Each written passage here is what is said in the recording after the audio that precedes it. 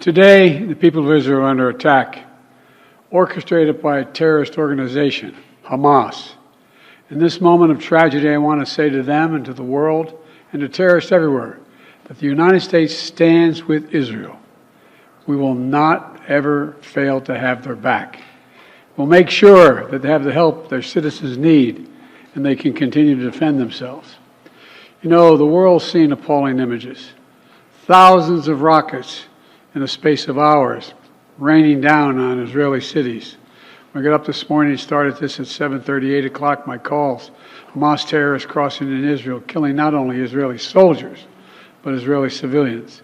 In the street, in their homes, innocent people murdered, wounded, entire families taken hostage by Hamas.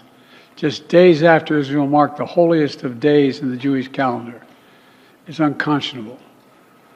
You know, when I spoke with Prime Minister Netanyahu this morning, I told him the United States stands with the people of Israel in the face of these terrorist assaults. Israel has the right to defend itself and its people, full stop.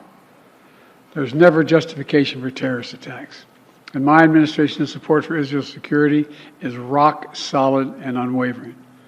Let me say this as clearly as I can. This is not a moment for any party hostile to Israel to exploit these attacks to seek advantage.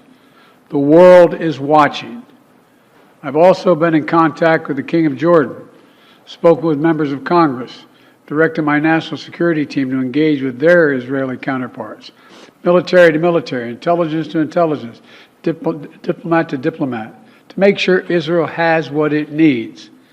I've also directed my team to remain in constant contact with leaders throughout the region, including Egypt, Turkey, Qatar, Saudi Arabia, Jordan, Oman, the UAE, as well as our European partners and the Palestinian Authority.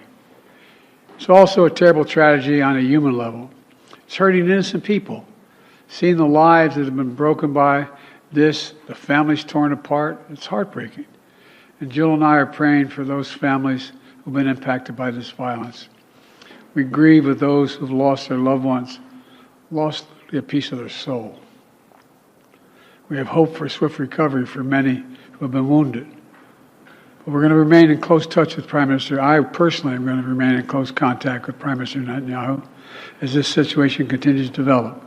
And let there be no mistake, the United States stands with the state of Israel, just as we have from the moment the United States became the first nation to recognize Israel 11 minutes after its founding 75 years ago. Thank you very much.